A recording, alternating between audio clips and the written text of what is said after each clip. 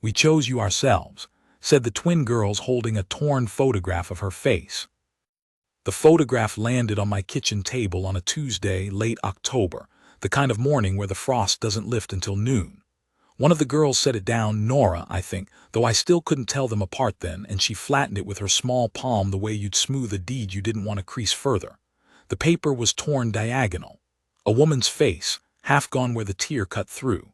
Dark hair, dark eyes in what remained. The other half of the photograph was wherever it had blown to. Neither girl mentioned that. "That's our mama," said the one who wasn't Nora, Clara. I looked at the half-face. I said, "She's pretty." "She's outside," Clara said. "She won't come in." I'd found them that morning on the edge of my property where the creek bends west, a wagon with one wheel canted into the soft bank, a mule standing patient and indifferent, and two small girls sitting on the tailgate with their legs swinging like they had nowhere to be. I was checking the fence line, and they watched me ride up without any fear, which told me something about what they'd already seen. They were maybe 7, maybe 8. Same face, same serious set to the mouth. "Where's your people?" I asked. "Mama's in the wagon," one of them said. "She's been in there 2 days." I got down from the horse. The wagon canvas was tied down. I stood at the back and said through it that I was a neighbor and meant no harm. And after a long quiet, a voice came back, thin, steady, working to stay that way, and said they didn't need anything. I said the wheel was sunk 4 inches, and the mule looked like it hadn't had water since yesterday, and that whether she needed anything or not, I was going to unhitch the animal and lead it to the trough, and she could suit herself about the rest. She didn't answer. I unhitched the mule. The girls followed me to the barn like they'd done it 100 times. I pumped the trough and stood back while the mule drank, and Clara, or Nora, put her hand on the animal's neck and said, "His name is Gus." I said that was a fine name for a mule.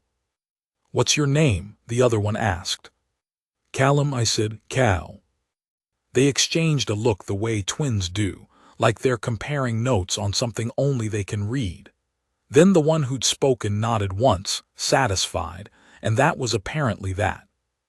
Her name was Delia Marsh. She came out of the wagon about an hour later when I was back at the fence line and pretending not to be watching. She was younger than I'd expected, not young, but younger than the wagon and the mule and the hard set of her face suggested. Late 30s, maybe. She moved carefully, the way people do when they're carrying something interior they don't want to jar. She stood in the yard and looked at the house and looked at the barn and looked at the hills like she was taking a measure of the distance between here and where she'd meant to be. I gave her another hour before I went back. "Creek's too soft to pull that wagon out today," I said. "Ground'll firm up by Thursday if it stays cold. You're welcome to the house till then." She looked at me. She had the same serious eyes as the girls, which made me think the girls had gotten most of what they had from her. "We don't take charity," she said. "It's not charity. I have a broken porch step and a section of fence on the south pasture that needs another set of hands. You can work it off if that sits better with you." She was quiet a long time. "Thursday," she said. "Thursday," I agreed and went back to the fence. My wife Alina had been gone 4 years. We'd had no children. The house had gotten used to silence in a way that wasn't entirely bad but wasn't good either. A kind of settled quiet, like a room where the fire's been out long enough that you stop noticing it's cold. I'd gotten used to my own company and the ranch and the rhythm of work, and I didn't think much about what was missing because there wasn't anything to remind me. The girls changed that on about the second night. I'd given them the back room where Alina used to do her sewing. They'd been quiet children at supper, watchful, not shy, just deliberate, and I'd assumed they'd stay quiet through the evening. But after I'd washed up and sat down with the stock ledger, I heard them in the kitchen, whispering to each other, and then a chair scraped and then nothing, and then a small voice from the doorway said, "Cal." I looked up. Nora. She was holding a cup in both hands. "We made you tea," she said. "We didn't know where the cups were. We found them." The tea was strong enough to stain the side of the cup. I drank it. "It's good," I said. She went back to the kitchen. I heard Clara say, "Did he like it?" And Nora said, "He said it was good." And Clara said, "He's just being polite." And Nora said, "He drank all of it." I kept my face out of it and turned the page of the ledger. Delia fixed the porch step Thursday morning, before the ground had fully firmed. I heard the hammer while I was still drinking my first cup of coffee, and went out and found her on her knees with a handful of nails and one of the boards from the stack I kept behind the barn. She did it without asking where anything was, which meant she'd been up before me looking. "You could have left that," I said. "You said the porch step," she said, not looking up. "That's the porch step." She drove the last nail, stood, tested the board with her boot. It held. I said, "Fence is south." "I know where south is," she said. We worked the fence until mid-afternoon. She knew wire and post, which surprised me, and she didn't work slow. The girls came out around noon with biscuits wrapped in cloth and stood at a safe distance watching us work, and Clara said to Nora in a not quiet whisper, "He's strong," and Nora said, "Be quiet," and Clara said, "I'm just saying."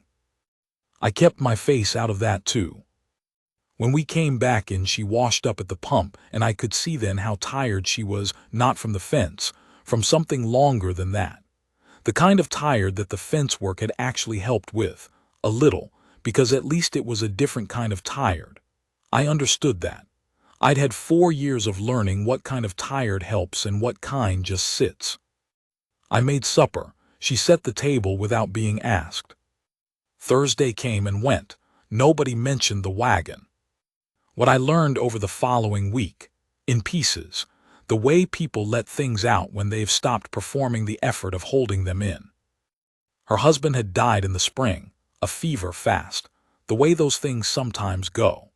They'd been heading to her sister's in the territory west, but the sister had written to say there wasn't room, and Delia had been on the road since August with the girls and Gus and whatever fit in the wagon. And when the wheel went into my creek bank, she'd been in that wagon 2 days because she had run out of the particular kind of energy it takes to keep moving when you don't know where you're moving to. She told me this on a Sunday evening, sitting at the kitchen table after the girls were in bed. She told it plain, no self-pity, just the facts in order. When she was done, she looked at her hands on the table. "I'm not asking for anything," she said. "I know you're not," I said. "I just thought you should know why we're still here." I looked at my own hands. The wheel's fixed. Creek's been solid for 4 days.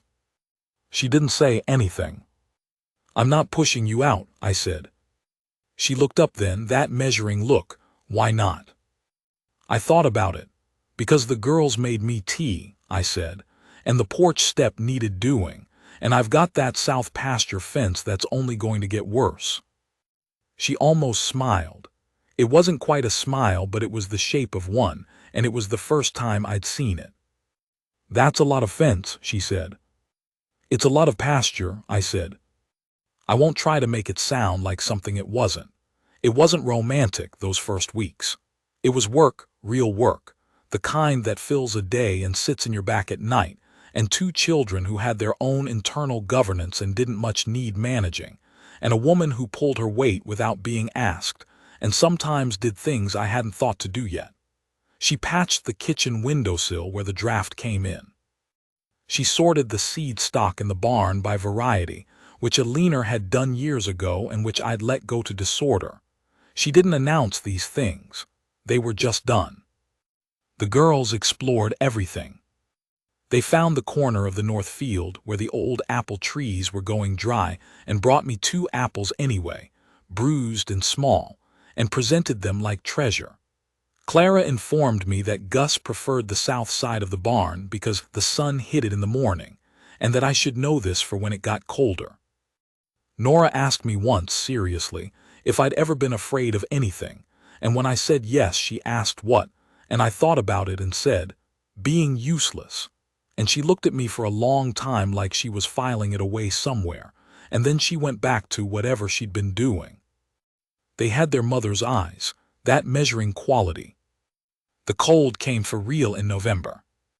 I brought in extra wood and chinked the north wall of the house, and oiled the hinges on everything that might freeze, and generally did what needed doing to get a house ready for winter. Delia worked alongside me most days and alone on the days I was out with the cattle. When I came in evenings, she'd have something on the stove, and the girls would be at the table doing their schoolwork. Delia had a primer and 2 slates, and ran them through lessons every afternoon like school was still in session somewhere. One evening I came in from the herd and stamped the snow off my boots, and Clara looked up from her slate and said, "You're late." "Heifer was having trouble," I said. "Is she all right?" "She is now." Clara nodded, satisfied, and went back to her slate. Nora, without looking up, slid a plate toward the edge of the table where I usually sat. She'd put my supper aside when the rest of them ate. I sat down and ate and didn't say anything about it, but I felt it, the way you feel something that fits a space you'd stopped noticing was empty, not the grand kind of feeling, the quiet kind, the kind that settles. It was a Saturday in late November when the thing happened that I've thought about more times than I can count. I'd gone to town for supplies. I was at the feed store loading the wagon when I ran into Walt Greer, who owned the spread 3 miles east of mine, and was a man who kept close track of other people's business. "Heard you've got a woman and 2 girls staying out at your place," he said. "That's right," I said. "How long's that been now?" "Coming on 5 weeks." He looked at me the way men like Walt look at you when they want you to know they've formed an opinion. "Seems a long time," he said, "for a temporary arrangement." I loaded a sack of oats and didn't answer.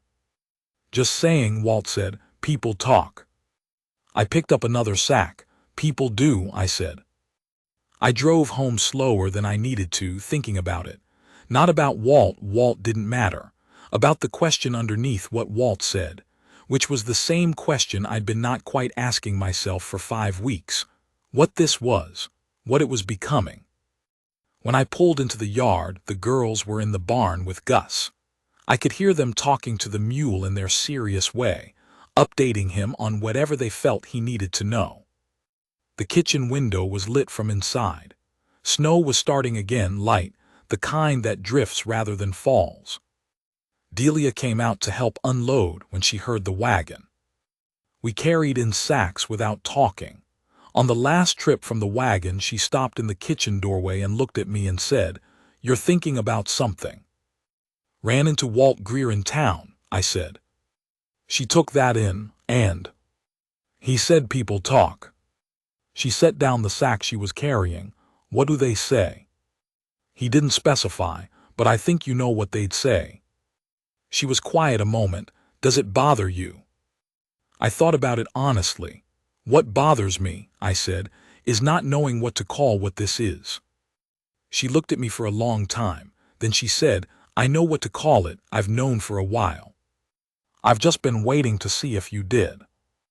I didn't answer right away. She didn't push. "I think," I said, "that I'd like you and the girls to stay, not as an arrangement, as something else." "Something else," she said, and this time the smile came all the way through. "I want to tell you about the photograph, because it comes back around." The girls had put it on the table that first morning, the torn one, half their mother's face, the other half gone somewhere in the road behind them. I'd kept it without thinking much about it, tucked under the edge of the oil lamp on the mantel where it wouldn't get lost. I'd looked at it sometimes in the evenings. That half face, dark eyes. A Sunday, early December, cold enough that we'd all stayed close to the fire most of the day. After supper, the girls came and stood in front of me together, which they did sometimes when they'd reached a joint decision about something. Clara was holding the photograph. "We've been talking," Clara said. "All right," I said. "About asking you something." "Ask it." They looked at each other, then back at me. Nora said, "We want you to be our papa." The fire popped. Somewhere in the house, Delia was very still. "We chose you ourselves," Clara said. She held out the photograph, the torn edge, the missing half. "We showed Mama first. We said this is who we want, we chose you. I looked at the half-face in the photograph. I looked at the two girls in front of me. The weight of what they were giving me, not asking for, giving, sat in my chest like something I hadn't known I'd been short of. I'd been a man a long time who did his work and kept his own company and told himself it was enough, and maybe it had been, but this was something past enough. This was being wanted, being chosen, not because I was the only option, because they'd looked and decided. I said, "Your mama have something to say about this." "She said it was our choice to make," Nora said. I looked toward the kitchen doorway. Delia was leaning in it, arms crossed, watching me with those dark eyes that matched the photograph. She didn't say anything. She didn't have to. The way she was looking at me said everything the girls had already said, just in a different register. Patient. Certain, like a decision she'd made quietly and kept to herself, until she was sure I was ready to hear it. I took the photograph from Clara's hand. I held it for a moment. Then I set it on the mantel where I'd been keeping it. "All right," I said. Clara exhaled like she'd been holding her breath a while. Nora nodded, once, the same way she'd nodded that first day in the barn when I told them my name. Satisfied. We married in January, Delia and I, with the county judge and Walt Greer as an unwilling witness, because he was the only other man in the building that day, and we needed two. He signed the paper looking sour, and I shook his hand and thanked him and meant it. On the way home, Nora asked if she should call me Papa now, and I said that was up to her, and Clara said they'd already decided and were just being polite about the timing. Delia said, "Clara," and Clara said, "What? We did decide." Delia looked at me with an expression that was going to be a regular feature of my life from there on out, that particular mix of apology and amusement, and I squeezed her hand on the wagon seat and didn't say a word. The ranch is something different now. Not louder, exactly, it's still a ranch, still the same hills and the same hard winters, but occupied in a way it wasn't before. There are two pairs of small boots by the door that are getting too small and will need replacing in the spring. Gus is in the barn where the morning sun hits, by Clara's instruction. Delia's seed sorting system is still the one we use. Some evenings I sit by the fire and think about that morning in late October when I was just checking a fence line, and I think about how close I came to riding past that creek bend without stopping. How easy it would have been to not stop. I'd have gone home to the quiet house, and the ledger and the fire that'd been out so long I'd stopped noticing the cold. Instead I stopped. The photograph still on the mantel, half a face torn diagonal. I know the other half by heart now, I see it every day, but I've never thrown the torn piece away or looked for the missing half. It's enough as it is, more than enough. Two girls chose me out of a torn photograph and a creek-stuck wagon and one very patient mule, and their mother stood in a doorway and waited until I understood what I was being offered. A man doesn't get offered that twice. I know that. I knew it then too, the moment I picked up that torn photograph from the kitchen table. I just had to find the words for it.